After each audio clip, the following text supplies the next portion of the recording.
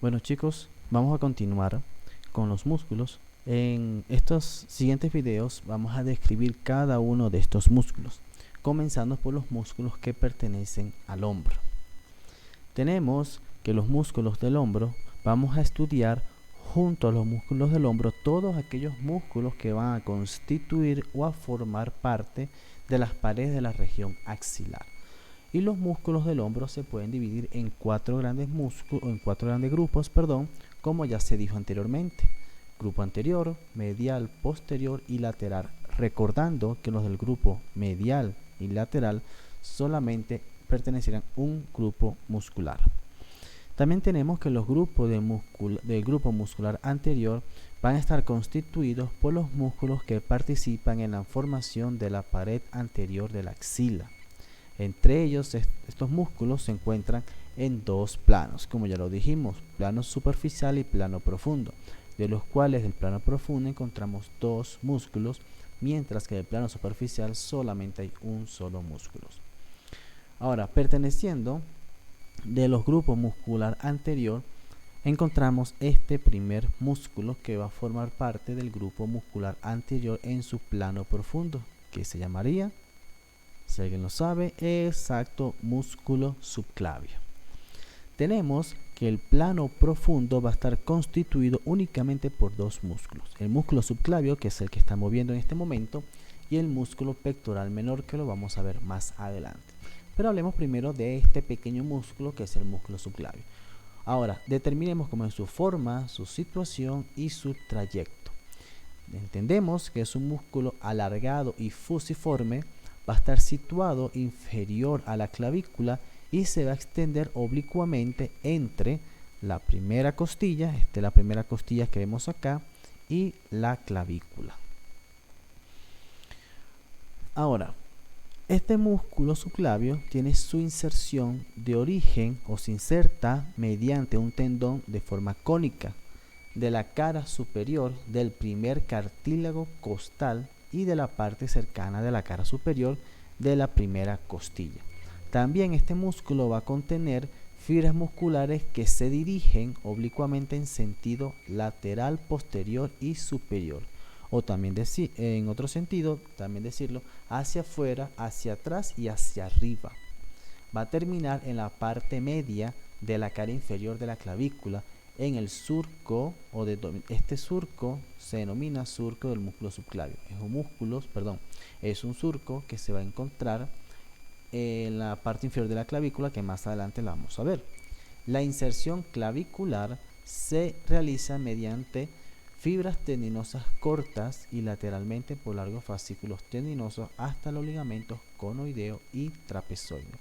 Estos ligamentos, déjenme marcarlos acá, sí son bastante importantes. Pues se pregunta el examen que mencionen mediante qué ligamento está insertado el músculo subclavio a nivel clavicular, mediante los ligamentos conoideos y trapezoides. Volvamos al cursor y tenemos ahora que esta es la clavícula, ¿cierto? Y aquí encontramos el surco para el músculo subclavio. Como lo dijimos, se va a iniciar desde la primera costilla, por eso la primera costilla, hasta el borde inferior, la cara inferior de la clavícula, formando en el surco clavicular o surco del músculo subclavio. Encontramos ahora que el músculo subclavio, ¿qué función o qué acción presenta? El músculo subclavio presenta una acción que es descender la clavícula, descender el hombro y elevar la primera costilla, porque como recuerden está incrustado justamente o únicamente en la primera costilla. Ahora vamos a hablar un poco del músculo pectoral menor. ¿Cómo es la forma, su situación y su trayecto? Este músculo pectoral menor es un músculo delgado, aplanado y de forma triangular que se va a extender desde las costillas tercera, cuarta y quinta hasta la apófisis coracoides, situado inferior al músculo subclavio y separado por un espacio triangular llamado espacio clavipectoral. Ahora, debemos entender o repasar músculo pectoral menor. tiene tres características: delgado, aplanado y triangular. Va simplemente desde tercera, cuarta y quinta costilla hasta la apófisis coracoide. Se encuentra por debajo del músculo subclavio y pasa o se separa de este músculo por un espacio clavipectoral. ¿Cuál es el músculo? Entendemos cuál sería el músculo del pectoral menor si lo vemos acá. ¿Alguien sabría? Perfecto. Este es el músculo del pectoral menor. Encontramos que por acá está la primera costilla, segunda, esta es la clavícula, músculo subclavio, segunda, tercera, cuarta y quinta costilla. Aquí vemos las tres haces que van hasta la apófisis coracoide. Este espacio, este es el músculo, miren, clavícula, ¿cierto? Primera costilla, segunda costilla, tercera, cuarta y quinta costilla, donde evidenciamos el músculo pectoral menor, y este es el espacio clavipectoral. Este espacio va a estar constituido o va a pasar o va a transcurrir la vena cefálica y la arteria tóraco-acromial. Recuérdense que ya lo dijimos en el curso anterior, que es completamente gratuito, que la arteria tóraco-acromial pertenece o es una rama de la arteria axilar en su segunda porción. Encontramos también que los músculos, encontramos que las inserciones del músculo pectoral menor, como ya lo hemos mencionado, se hacen mediante tres lengüetas distintas en el borde, esto es importante mencionarlo, en el borde superior y cara lateral de las costillas 3, cuarto y 5. Siguen un trazo de forma oblicua de anterior a posterior y de superior a inferior, es decir, que van a seguir de forma diagonal de adelante hacia atrás y de arriba hacia abajo. ¿Qué acción presenta o qué función presenta este músculo pectoral menor? Va a descender el muñón del hombro y va a elevar la costilla. ¿Qué costilla? La tercera, la cuarta y la quinta costilla. Ahora, estos son los dos músculos que pertenecían al plano profundo del grupo muscular anterior. Ahora vamos a hablar del único músculo que forma el plano superficial, que sería el músculo pectoral mayor. Tenemos que este músculo pectoral mayor también tiene tres características: es ancho, aplanado y triangular. Va a ser delgado medialmente, es decir, delgado hacia la parte céntrica del cuerpo, hacia lo que se asemeja al eje del cuerpo, la parte central del cuerpo, y va a ser grueso en su parte lateral o en su parte hacia afuera.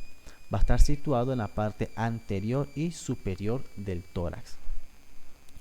Se va a extender desde el tórax hasta el húmero y va a cubrir a los músculos subclavio y el pectoral menor, obviamente porque estamos hablando de un plano superficial que sobrepone o se sobrepone sobre estos dos músculos anteriores. Este que estamos viendo acá sería el músculo pectoral mayor. Vemos, aquí está la clavícula por la parte del esternón y vemos sus haces o sus lengüetas también que llegan hasta el húmero. Vamos a hablar específicamente en qué parte del húmero se insertan este músculo pectoral mayor. Tenemos que este músculo pectoral mayor va a tener inserciones medialmente y lateralmente. Las inserciones medialmente se realizan primero en los 2/3 mediales del borde anterior de la clavícula, mitad de la cara anterior del esternón, entre las 5 y 6 cartílagos costales y en la parte anterior de la vaina del músculo recto del abdomen. En otra característica, como también lo podemos mencionar, que el músculo pectoral mayor tiene inserciones en su parte medial en clavícula, esternón, costillas y abdomen. Ahora, en la clavícula, ¿a qué nivel de la clavícula? En los 2/3 mediales del borde anterior. ¿En qué parte del esternón? En la mitad de la cara anterior del esternón. ¿En qué parte de los costillas? En las 5 y 6 cartílagos costales. ¿Y en qué parte del abdomen? En la vaina del músculo recto del abdomen. Estos serían los 4, déjenme marcar un momento acá, los 4 puntos de inserción medial del músculo pectoral mayor. Continuando con la clase, estos que vemos acá serían los músculos pectoral mayor. Tenemos que por este es la porción clavicular, esto sería la porción external, el fascículo external, la cara medial, la mitad de la cara del esternón. Estos serían los porción, exacto, la porción costal o de cartílago costal que vemos de la primera, segunda, tercera, cuarta, quinta, incluso hasta la sexta. Y por último, que aquí no lo vamos a ver, pero tenemos también una pequeña inserción que sería esta que ubicamos aquí por la vaina del recto del abdomen. Encontramos también que las inserciones claviculares y externales se efectúan mediante fibras aponeuróticas. Esto es importante saberlo. Las inserciones claviculares, vamos a un momento acá, las inserciones claviculares y las externales se realizan mediante fibras aponeuróticas. Ahora, ya encontramos o ya dijimos cuáles son sus inserciones mediales. Ahora, lateralmente, ¿cómo se inserta el músculo pectoral mayor? El músculo pectoral mayor va a terminar en el labio anterior del surco intertubercular por medio de dos láminas tendinosas, una lámina anterior y una lámina posterior. Recuerden, tiene inserción medial, que son 4, recuerden, clavícula, esternón, costillas y recto del abdomen. Y lateralmente es a nivel del labio anterior del surco intertubercular mediante dos láminas tendinosas, una lámina anterior y una lámina posterior, como lo encontramos acá. Este es el húmero y aquí encontramos el surco intertubercular. Estas fibras que vemos por este lado van a formar parte de las fibras tendinosas anterior, mientras que las que vemos aquí inferiormente de las fibras tendinosas posterior. En otra parte que vamos a decir, también podemos decir que estas fibras anteriores, como ven sus fibras, van a pertenecer a los músculos mayormente, a lo que es la parte de la inserción medial que forma parte de la clavícula y por una pequeña porción del esternón, mientras que los fibras aponeurótica tendinosa posterior va a formar parte de lo que son el resto de la inserción medialmente, que sería la otra mitad de la cara anterior del esternón, de los cartílagos costales y también de la vaina recta del abdomen. Ahora vamos a hablar que las láminas tendinosas anterior va a proceder de los fascículos, como dijimos anteriormente, de la clavícula y de la parte superior del esternón, como ya se dijo. Y de la lámina tendinosa posterior es del resto de los fascículos que ya se mencionó anteriormente. Y encontrando que el pectoral mayor se divide en 3 porciones: clavicular, esternocostal y abdominal. ¿Por qué hablamos de 3 y antes habíamos hablado de 4? Porque el Rouvier y el Atterjet fusionan el esternón con el costal, es decir, fusionan de una vez lo que es la parte de la cara external con la parte costal, si no fuesen 4 porciones. Aquí vemos las porciones y como ya se lo dije anteriormente, porción clavicular y una pequeña porción external es la que va a formar parte de la fascículo anterior, de la lámina tendinosa anterior, mientras que el resto va formando la lámina tendinosa posterior. Tenemos ahora que cuál es la función que cumple el pectoral mayor. Cumple una función de aductor y rotador medial del brazo y va a elevar el tórax, como formando parte de músculos inspiratorios. Ahora vamos a hablar un poco de lo que son los grupos del músculo medial. Dijimos que en el grupo medial solamente hay un único músculo formado por el serrato anterior. Este músculo serrato anterior es un músculo ancho, aplanado, delgado y cuadrilátero. Es decir, tiene forma cuadrada, es delgado, es aplanado y bastante ancho. Más ancho anterior que posterior. Se va a extender en el tórax sobre las primeras 10 costillas hasta el borde medial de la escápula. Esto es importante. ¿De dónde a dónde va el serrato anterior? Desde las primeras 10 costillas hasta el borde medial de la escápula. Esto que vemos acá es el músculo serrato anterior, que es el famoso, digamos, los famosos deditos que se le ven a los atletas de gimnasios cuando elevan el hombro. Aquí vemos las primeras 10 costillas, vemos la primera, segunda, tercera, cuarta, quinta, sexta, séptima, octava, novena y décima costillas, hasta la región escapular. Tenemos que específicamente el serrato anterior se va a insertar, como ya se dijo, en las primeras 10 costillas en su parte lateral y posteriormente a las inserciones de los músculos pectorales. Es decir, que pasa por detrás del músculo pectoral menor y pectoral mayor. Y se puede reconocer el músculo en 3 porciones. Encontramos una primera porción, segunda porción y tercera porción. La primera porción o la porción superior se va a insertar anteriormente en el borde lateral de la primera costilla, en la cara externa de la segunda costilla, y se dirige posterior y un poco superiormente, y termina mediante fibras tendinosas en la cara anterior de la escápula, en una pequeña carilla triangular, larga y estrecha. En otra parte, ¿cómo lo podemos resumir? Tenemos que el serrato anterior, ya se dijo, se divide en 3 porciones, una primera, segunda y tercera porción. La primera porción simplemente va a determinar o va a formar parte de la primera y segunda costilla. Esto se va a dirigir hacia atrás y un poco hacia arriba, terminando justamente en la cara anterior de la escápula, en la cara anterior de la escápula, en esto que está azul, miren, la cara anterior de la escápula en una pequeña fase triangular, que sería esta porción donde se va a insertar la primera porción o la porción superior del serrato anterior, que forman parte de las fibras musculares simplemente de la primera y segunda costilla. Mientras que la segunda porción o la porción media va a estar formada por 3 digitaciones o 3 lengüetas que se insertan en la cara externa de la segunda, tercera y cuarta costilla. Se fijan posteriormente en casi toda la extensión del labio anterior del borde medial de la escápula. En otro sentido, segunda porción del serrato anterior forman parte de las fibras musculares de la segunda, tercera y cuarta costilla y se va a insertar en todo el borde medial de la escápula u omóplato. Y por último vamos a tener la tercera porción, que es la que va a formar parte o la que viene directamente desde la quinta hasta la décima costilla y está formado por 6 digitaciones o 6 lengüetas que son gruesas y que encajan con las digitaciones de la inserción del músculo oblicuo externo del abdomen.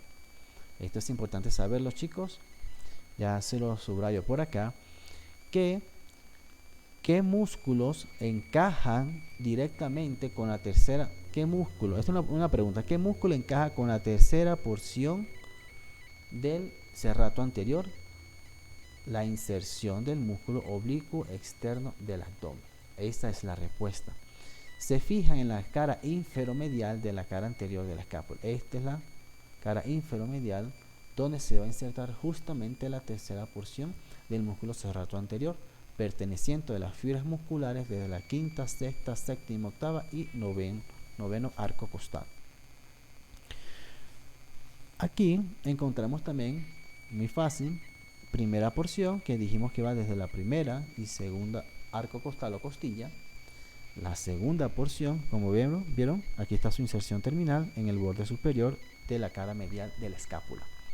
Su segunda inserción o su segunda porción, disculpe, que forma parte también de la segunda, tercera y cuarta costilla. Esto es la segunda porción y ustedes ven cómo, miren este trayecto, cómo se van a insertar justamente en todo el borde medial de la escápula y terminando con la última porción que sería parte de la quinta, séptima, octava, novena y aquí faltaría la décima, que se insertarían justamente en la cara inferior en su cuadrante triangular de la cara medial de la escápula. Ahora, ¿qué función tiene este músculo serrato anterior? Pues el músculo serrato anterior mantiene la escápula aplicada al tórax, es decir, cercana al tórax, a la caja torácica, va a desplazar la escápula de anterior y lateralmente y va a elevar las costillas, también formando parte de los músculos inspiratorios. El grupo muscular anterior del hombro dijimos que es el grupo muscular que más músculos presenta, que en su total serían 6 músculos, de los cuales ya los vamos a mencionar. Comprende los músculos de la pared posterior de la axila que se encuentran en relación directa con la escápula. ¿Cuáles son estos músculos? Subescapular, supra e infraespinoso, redondo, menor y mayor y el dorsal ancho. Aquí serían 1, 2, 3, 4, 5 y 6 músculos. Vamos a comenzar primero con lo que es el músculo subescapular. ¿Qué forma, qué situación, en qué trayecto presenta este músculo subescapular? Este músculo vemos acá. Si ustedes se pueden dar cuenta, esta es la escápula, aquí vemos la clavícula, aquí vemos el húmero. Ahora, es un músculo grueso, triangular, vemos su triangular, que va a ser su vértice dirigiéndose hacia el húmero y su base dirigiéndose a toda la extensión de la escápula. Ancho medialmente, esta es la cara medial, ancho medialmente y estrecho en su parte lateral. Va a estar situado anterior a la escápula y a la articulación del hombro. Esta es la articulación del hombro que también denominamos articulación glenohumeral. Y se va a extender desde la fosa subescapular hasta el extremo superior del húmero. Tenemos también que sus inserciones específicas va a ser medialmente en toda la extensión de la cara anterior de la escápula. Estos fascículos van a nacer en la cara superior del borde lateral y se encuentra unido al tendón de la cabeza larga del músculo tríceps braquial. ¿Ya? Tenemos que esta es la cabeza larga del músculo tríceps braquial. ¿Entiendo? Ahora, vamos a entender también que este músculo subescapular va a terminar en la parte superomedial del tubérculo del húmero, en un fuerte tendón, y en la parte superior de la cresta del tubérculo menor. Este es un punto muy importante. ¿Dónde es la inserción terminal del músculo subescapular? En una parte superomedial del tubérculo del húmero mediante un fuerte tendón y en la parte superior de la cresta del tubérculo menor del húmero. Tenemos también que de este grupo muscular vamos a encontrar vamos a presentarnos dos bolsas sinoviales. Una bolsa subcoracoidea que va a estar situada entre el borde superior del músculo, la cara anterior del segmento vertical de la apófisis coracoide y la cápsula articular. Entonces encontramos apófisis coracoide, ¿cierto? Encontramos la parte superior del músculo y la cara anterior del segmento vertical. Encontramos la bolsa subcoracoidea, está por debajo del músculo de la apófisis coracoide. Mientras que la bolsa subtendinosa del músculo subescapular se va a extender a lo largo del borde superior de su tendón. Vamos a hablar que cuál es la función que presenta el músculo subescapular. Esta es una vista anterior o posterior. Encontramos que es anterior porque encontramos aquí el manubrio esternal, el cuerpo esternal, la primera costilla, tenemos la clavícula, tenemos el húmero y la escápula propiamente dicha. Ahora, la función que presenta este músculo es la rotación medial del brazo, mantiene en contacto las superficies articulares con la articulación del hombro, entonces formando parte de una de las articulaciones del manguito rotador, que más adelante lo vamos a mencionar. Ahora pasamos al segundo músculo. Esta es una vista posterior de la escápula, que hablamos del músculo supraespinoso. Este músculo supraespinoso, ¿por qué? Porque por aquí pasaría lo que es la espina de la escápula, entonces el músculo supraespinoso y el músculo infraespinoso. Este músculo supraespinoso es un músculo grueso, tiene forma de pirámide triangular, se extiende desde la fosa supraespinosa hasta el extremo superior del húmero. Encontramos también que este músculo supraespinoso, que vemos aquí, es este que pasa por detrás, tenemos la cara posterior de la escápula y esta es la espina de la escápula. Tenemos que se inserta en su parte medial por medio de fibras musculares en la fosa supraespinosa. Se va a dirigir de forma lateral, o es decir, hacia afuera, va a pasar inferior a la articulación acromioclavicular, pasa inferior a la articulación acromioclavicular, este es el acromión y esta es la clavícula, y superior a la articulación del hombro o articulación glenohumeral, para terminar en la carilla superior del tubérculo mayor del húmero mediante un tendón. Entonces, dijimos, aquí de las partes importantes, ya se lo voy a marcar, sería que pasa inferior a la articulación acromioclavicular y superior a la articulación del hombro, para terminar en la parte superior del tubérculo mayor del húmero.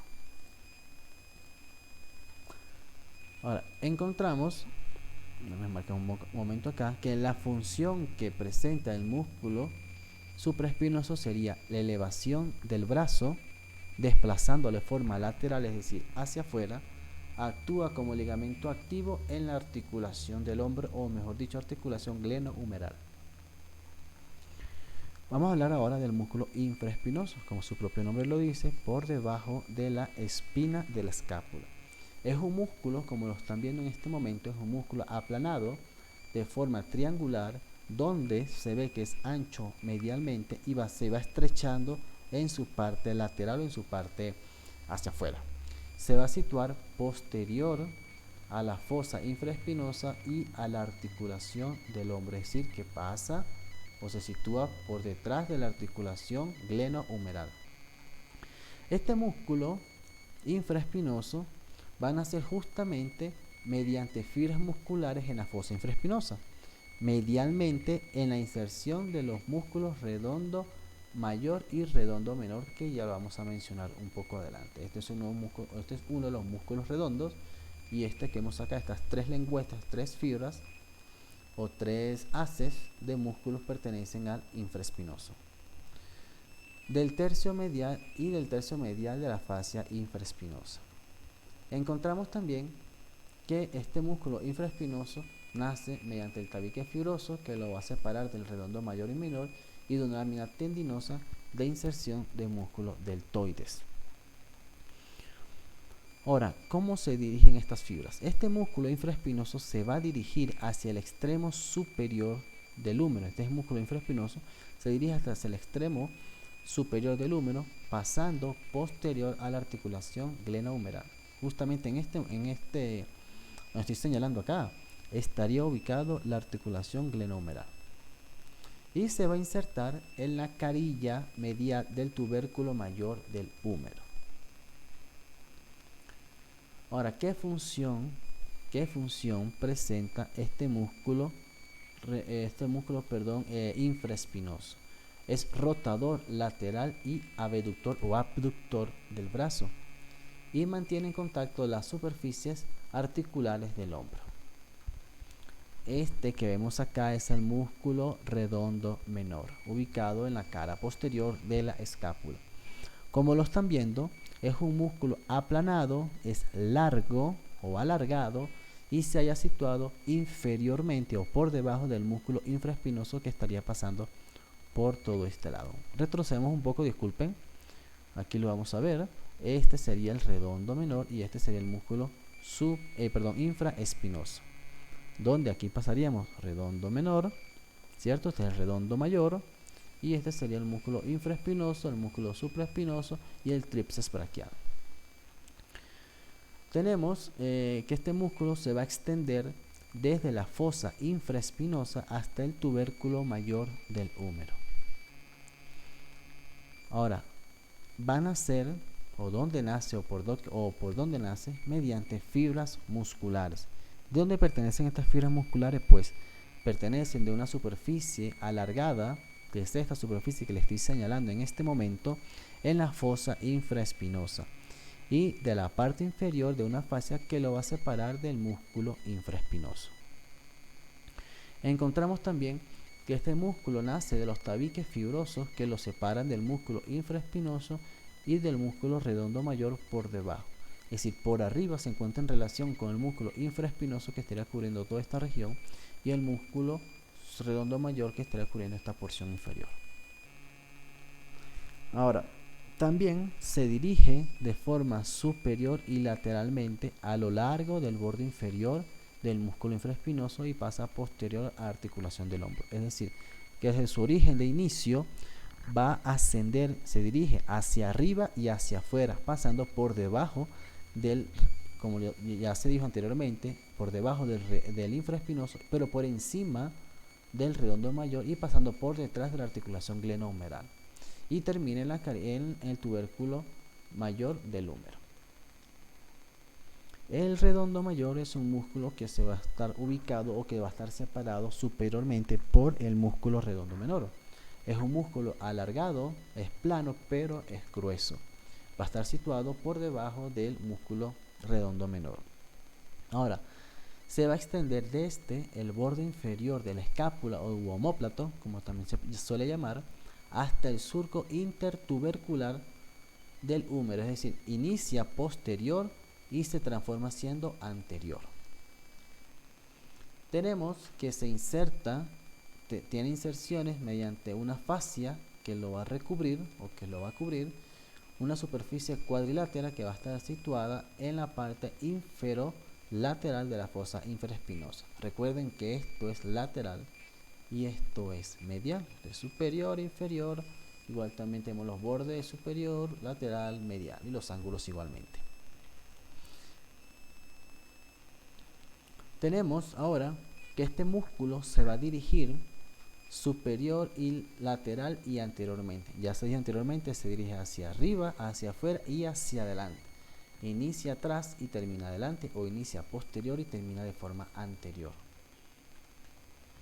Tenemos que este músculo, también en este músculo se hallan dos bolsas sinoviales, que sobre todo se van a complementar en el tendón del músculo redondo mayor.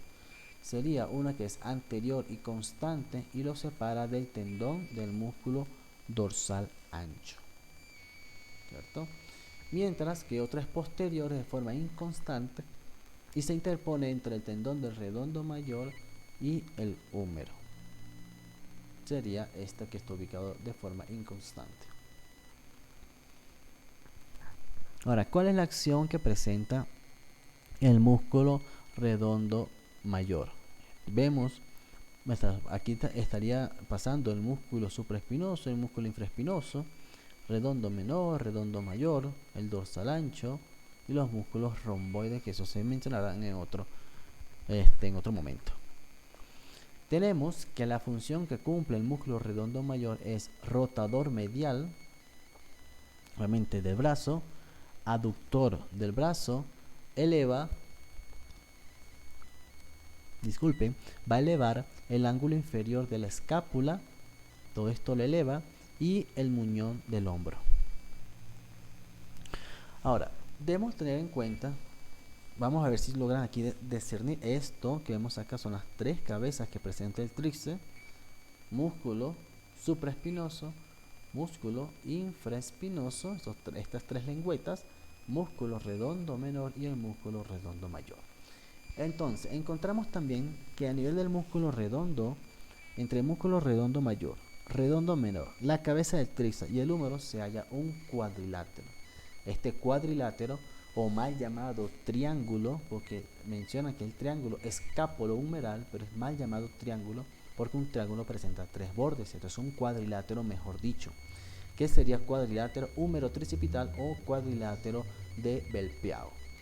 Va a contener justamente el paquete vasculonervioso circunflejo. Es importante saberse este cuadro, denominado cuadro, déjenme marcar para que aquí lo tengan muy pendiente, que es el cuadrilátero o cuadro húmero-tricipital o cuadrilátero de Belpeau. Ahora, si hablamos de las límites que presenta, antes que aparezca, podemos decirlo nosotros. Superiormente, por el borde inferior del redondo menor, inferiormente por el borde superior del redondo mayor, su parte medial, toda esta parte es medial, ¿verdad?, por la cabeza larga del, del músculo tríceps braquial, y en su parte lateral por el húmero. Entonces, encontramos aquí los límites: superior por el músculo, el borde inferior del músculo redondo menor, por el músculo, en su parte inferior por el borde superior del redondo mayor, en su porción interna o en su cara medial por la porción larga de la cabeza del tríceps, y en su porción lateral o hacia afuera o externa por el húmero. También encontramos, miren, aquí está el paquete vasculonervioso circunflejo, aquí está su arteria, no aparecen las venas, pero recuerden que cada arteria va a estar constituida por sus venas. Aquí tenemos la arteria, tenemos el nervio, y este es el paquete vasculonervioso circunflejo limitado por el cuadrilátero húmero-tricipital. También encontramos más abajito que está limitado por el borde inferior del músculo redondo menor, borde superior del músculo redondo mayor y lo que es la cabeza larga del tríceps braquial, ¿sí? Un triángulo. Esto sí es un triángulo y se denomina triángulo triángulo escápulo-humeral, ¿ya?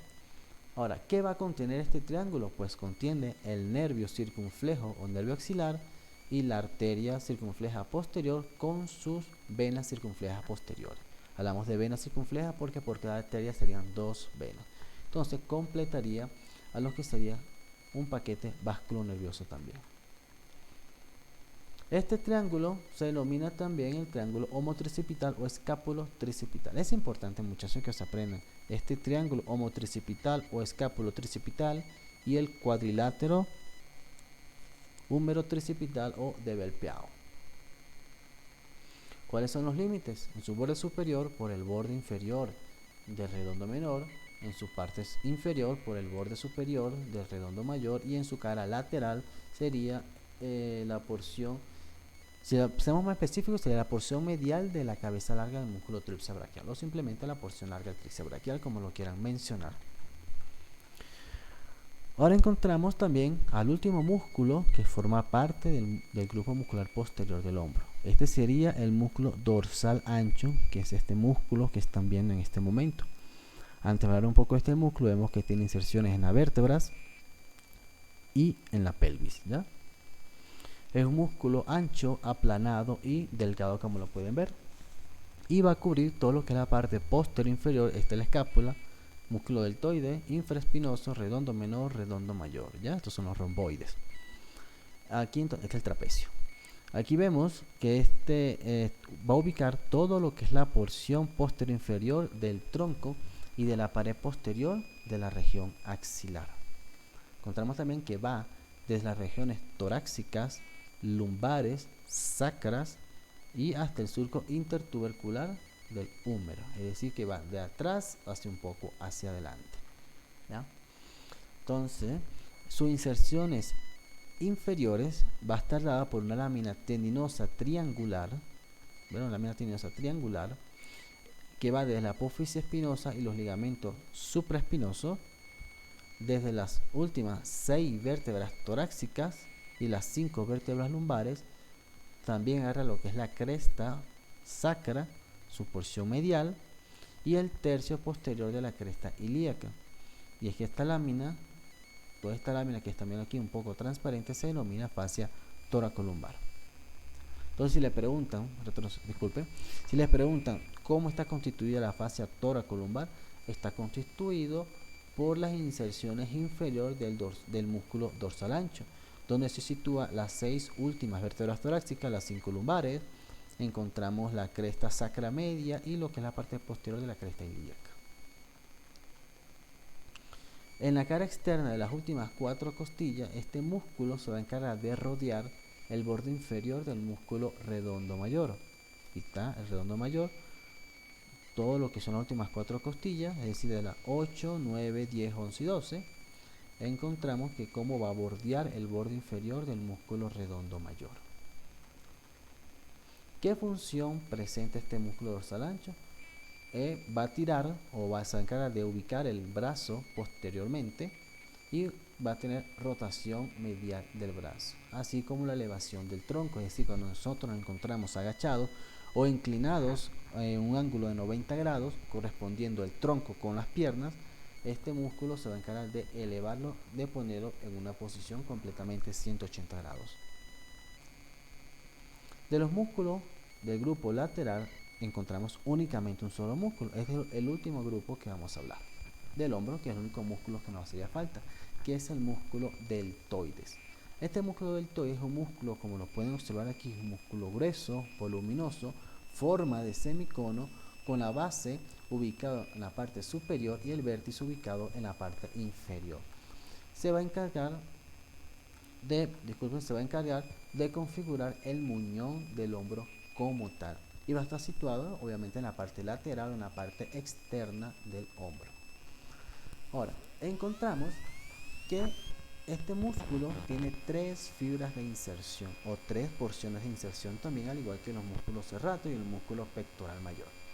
Tenemos que en tercio lateral se inserta en el borde anterior de la clavícula, que es el borde anterior de la clavícula, formando parte de la lengüeta o porción anterior.